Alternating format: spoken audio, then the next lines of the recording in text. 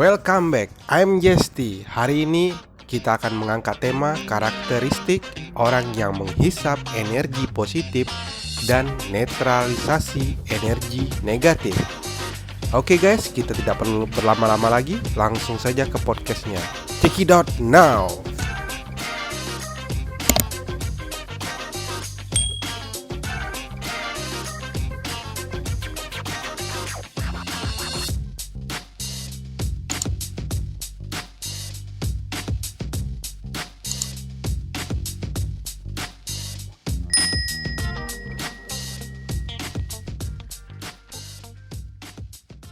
Welcome back.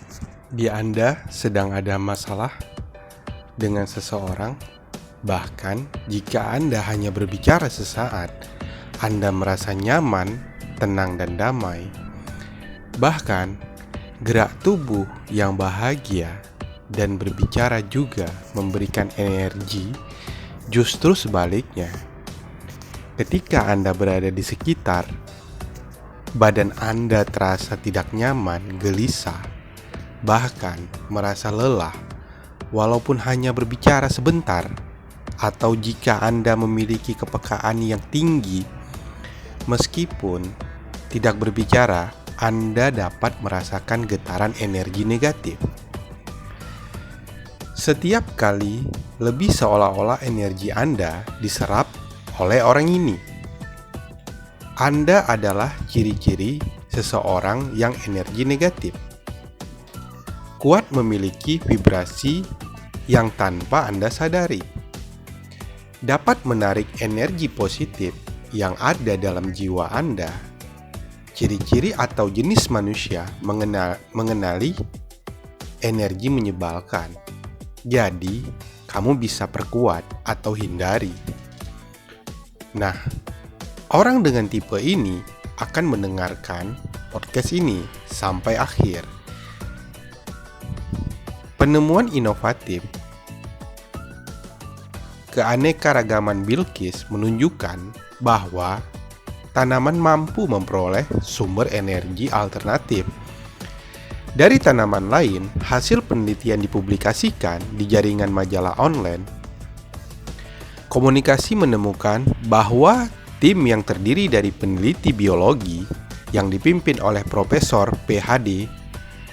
Olaf Kruse dan timnya mengamati secara mikroskopis bahwa tanaman ganggang hijau mendapatkan energi dari tanaman di sekitarnya. Ketika ada kekurangan energi, bersama dengan teori bahwa manusia tubuh juga bisa mirip spons yang menyerap energi dari lingkungan ini.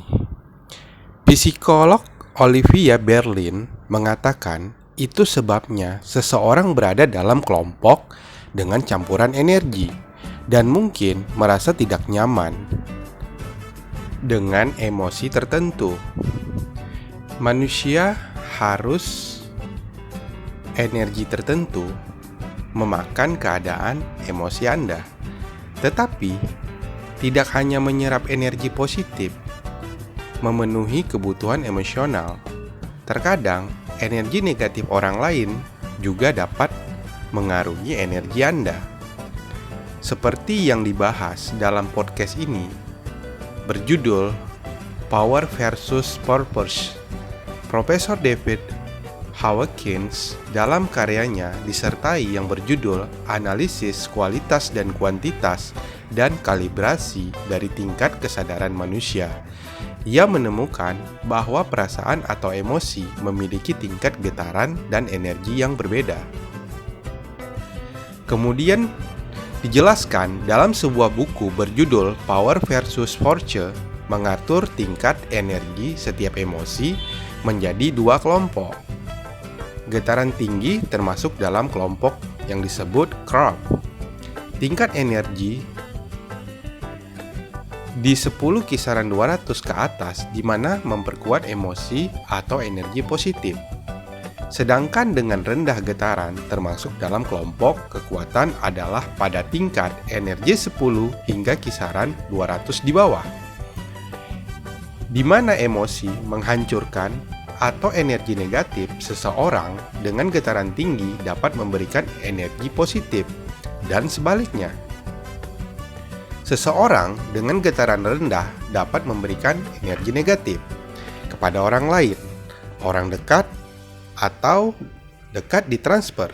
Sendiri diantaranya muncul ketika Anda bertemu seseorang tentang siapa. Selalu banyak mengeluh, meskipun Anda baru saja bertemu. Hati-hati, ini adalah sifat dari orang yang memiliki negatif tinggi. Mereka memiliki getaran sepertinya terjebak dalam masalah.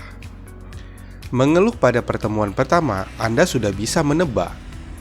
Selalu ada yang melakukan dari masalah pribadi hingga hari-hari berlalu. Haus akan empati dan simpati, selalu ingin merasakan penyayangan karena kekurangan keadaan kebahagiaan yang mereka alami berkali-kali, seperti mereka terbawa oleh negativitas mereka dan tidak memiliki jenis interaksi lain. Ada perbedaan mendasar antara seseorang yang benar-benar mengalami masalah serius atau sedih dan mereka yang tukang mengeluh. Tanpa henti juga mempengaruhi kesehatan mereka. Anda lebih mungkin menderita penyakit psikosomatik, di mana penyakit atau disfungsi fisik akibat kondisi mental atau psikologis tertentu, Anda dapat mengabaikannya. Sesering mungkin dengan mengurangi bersosialisasi dengan mereka, atau salah satu dari hal produktif yang bisa dilakukan adalah melawan negativitas Anda. Menetapkan batas interaksi hanya jika diperlukan dan terkait pekerjaan. Ketika dipaksa, interaksi panjang harus mengarah membicarakan masalah mudah. Jika Anda berhasil menemukan celah untuk tuntutan sufisien, tapi setidaknya jangan mencoba memberikan solusi. Setelah Anda memberikan solusi, saya akan menyeret Anda ke dalam pusaran masalah yang tidak ada habisnya. Jangan dibuang waktu, energi berharga Anda hanya untuk mengerti. Bukan berarti Anda tidak peduli, tetapi sikap ini harus diterapkan ke energi untuk menghindari menjadi dapat percaya diri. Membedakan antara seseorang yang sangat membutuhkan nasihat Anda dan yang hanya dirinya sendiri. Anda dapat secara tidak sengaja mengeluh, berpikir rasional. Ini tentu tidak asing bagi Anda. Mereka selalu memiliki bahan untuk merendahkan teman, keluarga, hingga pemerintah. Ada hal-hal buruk yang selalu dapat berkomentar. Meskipun dengan informasi minimal, dengan mudah, kembangkan info, minumlah dengan bumbu gosip, bahkan fitnah. Ada baiknya seseorang bergosip di mata Anda dengan tentang seperti itu mendapatkan energi baru dalam tubuh Anda. Tapi sebaiknya bagi Anda yang tidak suka tapuk dalam hati, tentu saja tidak risih. Ada perlawanan di hati setiap kali mendengarkan percakapan sampai pingsan dan kelelahan. Tak berarti kurang tenaga. Orang dengan harga diri rendah, sangat kerendahan hati adalah karakter positif yang melekat pada seseorang. Meskipun harga diri rendah merasa di luar kendali, sering dibandingkan dengan orang lain. Ragu-ragu sampai-sampai sulit menerima pujian ketika Anda dapat merasa tidak nyaman dengan mereka. Karena mereka selalu merasa tidak berharga dan tidak tahu berani memulai sesuatu, hanya orang down. Mereka juga akan kesulitan mengenali apa yang mereka inginkan. Karena mereka pikir mereka kurang berharga. Selain itu, mereka juga akan merasa malu atau tidak berkompeten. Jika merasa membutuhkan bantuan, pilih diam. Pada akhir siklus ini mereka akan menempatkan kebutuhan mereka di prioritas rendah dan menyulitkan Anda. Kehilangan orang yang dicintai atau orang yang menghancurkan hati, yang menyedihkan dan berduka, ini normal. Akan tetapi, seseorang mengeluh sedih atau sakit terus-menerus sangat berbahaya, baik mental maupun fisik. Badan kesadaran David Hawkins level 10 kekuatan 75 adalah tingkat kesedihan, penyesalan, dan 9,87 ketidakbahagiaan pada level ini. Seseorang selalu merasakan kehilangan dan tertekan. Jika Anda ingin mencoba menghibur atau menenangkan diri sendiri, pastikan energi positif Anda besar. Karena jika Anda bukan rasa sakit yang Anda rasakan, dan segera menguras energi positif Anda yang Anda miliki tanpa Anda sadari. Di Indonesia, seseorang dengan karakter egois akan melelahkan Anda. Anda hanya berpikir diri sendiri tanpa memikirkan perasaan orang lain. Apa yang diinginkannya harus mengikuti perasaan egonya. Pada kenyataannya, setiap orang memiliki, hanya saja kadarnya berbeda. Orang egois selalu untuk didengar, tapi tidak mau melakukan hal yang sama. Dia selalu berpikir pendapatnya paling benar. Dan yang paling lucu, orang egois ini suka menuduh orang lain untuk egois, yang sebenarnya adalah karakter mereka. Banyak orang yang memilih untuk menjauh dari mereka karena dengan sifatnya. Orang dengan tipe seperti ini selalu ketika melihat segala sesuatu negatif, hanya dia sering pesimis.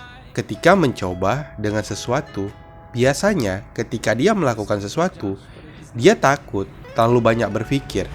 Ketika ini terjadi dan sesuatu terjadi, kamu pikir itu belum tentu terjadi. Lebih buruk, kadang-kadang dia menyebarkan ketakutan atau kekhawatiran ini tentang orang di sekitarnya. Dan dia selalu khawatir. I am Justy. Thank you for watching. See you next time. Bye.